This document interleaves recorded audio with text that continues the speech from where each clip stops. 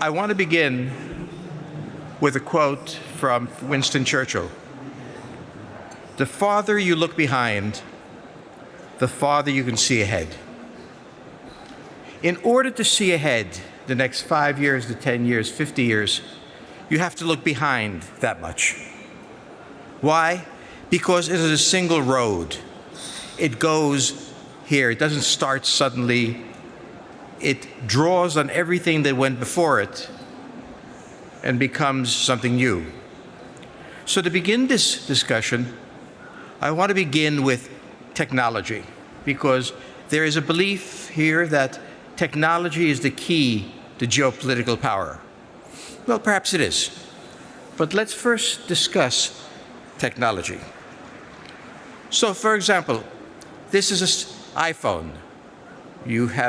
You must have many of them. It's obviously a useful tool, and you have no idea of its history. I will now tell you its history. The cell phone was developed by the United States Army in the 1970s. It was first deployed by the US Army. So your cell phone is a military tool. The microchip was commissioned by the US Air Force to fly the F-14 and also cruise missiles. GPS, you've used that to find your way around. So did the US Navy, which commissioned the building of the GPS squadron so its submarines could know where they are. There's, of course, the camera. We all love the camera. I don't, but my wife does. It was developed for a space satellite so that the film did not have to be dropped to Earth. It took pictures that could be transmitted as data to Earth.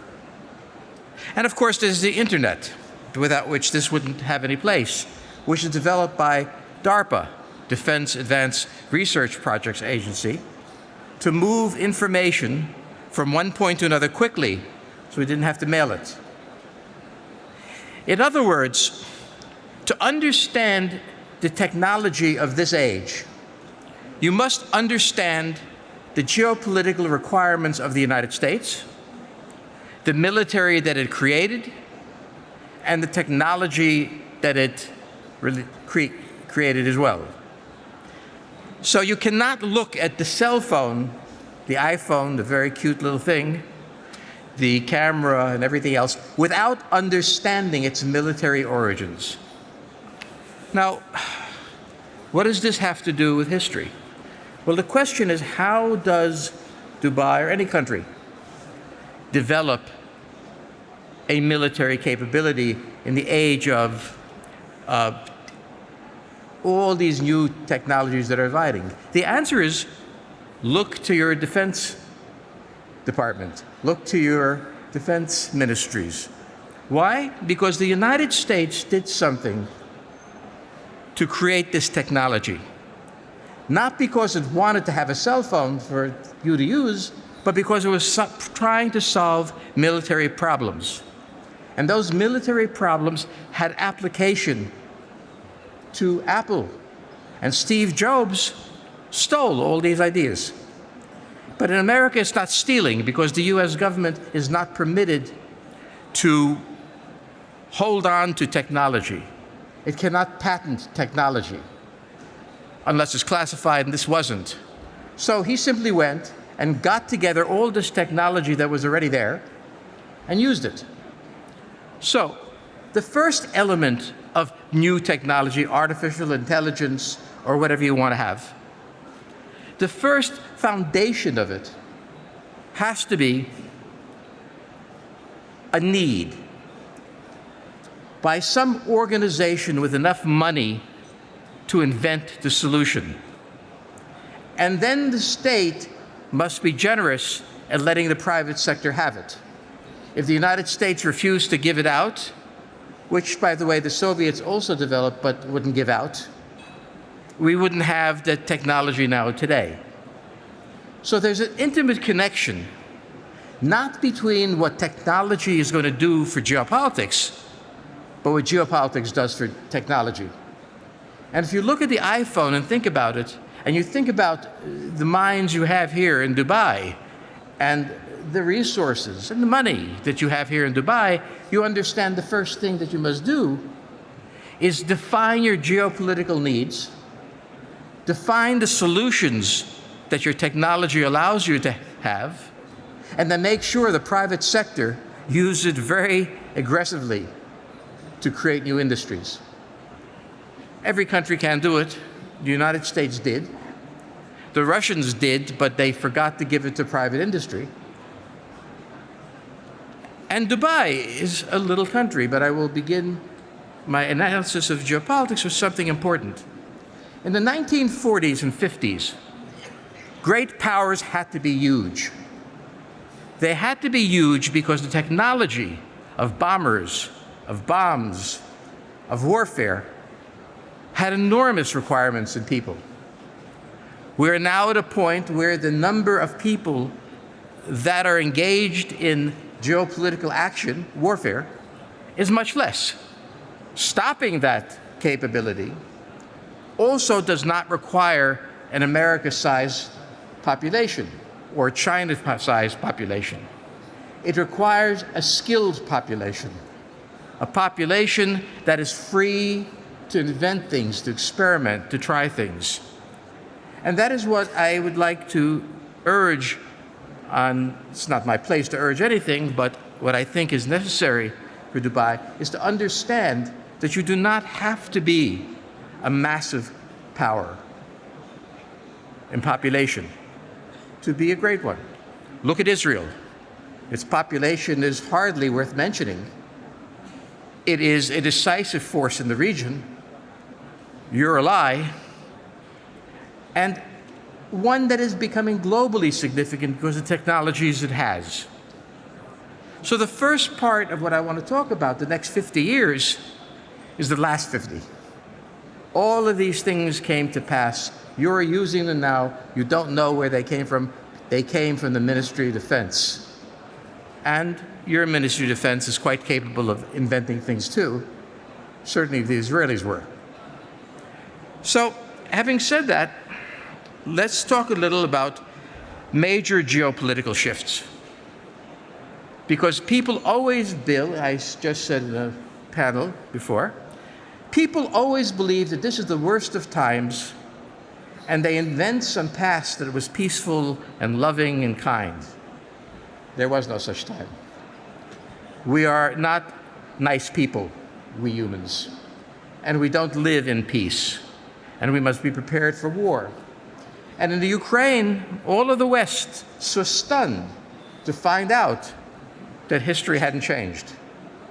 I don't know why. So let's talk about what we mean here, okay? At the end of World War II, an entirely new geopolitical system was created. Japan collapsed. Germany was occupied. Russia was in the center of Europe. The United States was, without any doubt, the leading power in the world. And that existed for a very long time. And we were close to war, and sometimes the Americans went to war foolishly in Vietnam and other places. But the world held together. But nothing in geopolitics is permanent. Everything changes direction. So what direction has changed here? In 1991, an extraordinary year, the Soviet Union collapsed. The Maastricht Treaty was signed, and for the first time, Europe became a unified entity. Operation Desert Storm was carried out here in the neighborhood, releasing the forces of Islamic fundamentalism that ultimately attacked on 9/11 the United States and has wreaked havoc in the region. Japan had a massive economic crisis. It was as stunning as any other. Japan went from being this enormously successful country almost overnight to being a failure. And China began its rise to power in 1990-91. All of this happened in 1 year because all of them were linked together. The weakness of the Soviet Union finally gave rise to a Europe that was united because they were not concerned about the Soviet Union, which gave rise to unrest in the Middle East, now that the United States is of a different sort, Japan's crisis, and so on. So between 1945 and 1991, the world changed completely. All right? This happens all the time, but when it happens in your lifetime, as happened in mine, I was shocked.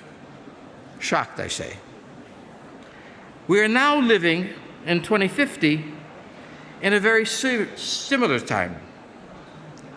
First, we have discovered that Russia is not a great power. Its economy ranks behind South Korea's. It is a weak economy.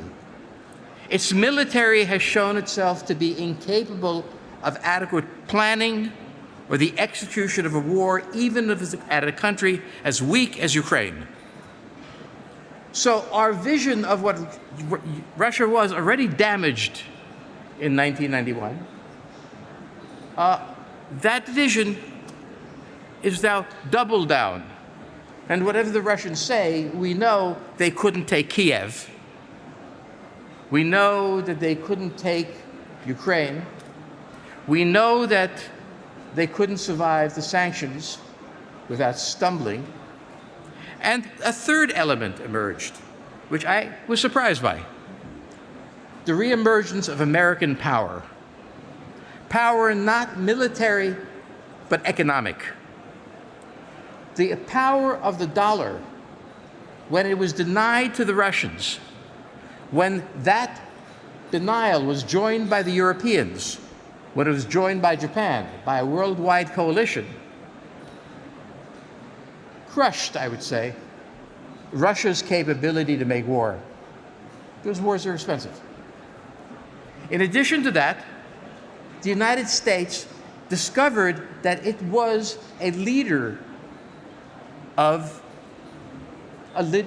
coalitions, of NATO, of course, of China as well, of Australia, so on and so forth, that when the war came there, the United States discovered it could lead something it had forgotten, and had also discovered that it could wage war without shooting, which was a very important thing to do.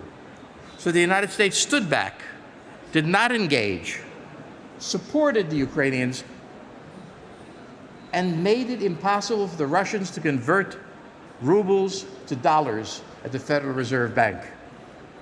And that was the discovery of a new sort of power, which was always there, but we didn't know. So where we are now is a very important place. We've entered a new era. But we can see that we've entered that era only by looking backwards. In looking backwards, we see this is different from 1945. Looking backwards, we can see this is different from 1991. And therefore, by looking backwards, we can see what's new. If you can't look backwards, you can't imagine what's new. And what are the things that the Americans are learning in this? Well, the most important question that the Americans are learning in this is the centrality of space. If we want to know what the Russians are doing, they can't hide it. From space, we can see them. We always knew this, but this is a war in which we could operationalize it. And if the Russians could, they would destroy our satellites, which they always claimed to be able to do, but they couldn't. And so, where does war go now? Well, war went with the iPhone into tactical operations on the face of the earth. Now we are in a different time, where the real issue is not what happens on the face of the earth, but happens in space. From space, we can see the ground, and on the ground we can see soldiers. And the soldiers we have seen, we can order to be killed by weapons in space, or weapons on the ground, or what have you. So the geopolitical shift that we see coming out of this, one that will last forever, is that we have now entered space warfare. We've been there really for a long time. Being able to spot Soviet satellites or Chinese satellites, they're being able to spot ours. But now space is bound up with warfare on the ground. And therefore, the enemy we have, whoever it is, must destroy our capabilities in space. To command the Earth, you must command space. To command the sea, you must command space. We talk about artificial intelligence, and I'm not sure what that is. I assume that's very good. But from a geopolitical point of view, we think well enough. We don't need help. What we need is space-based systems.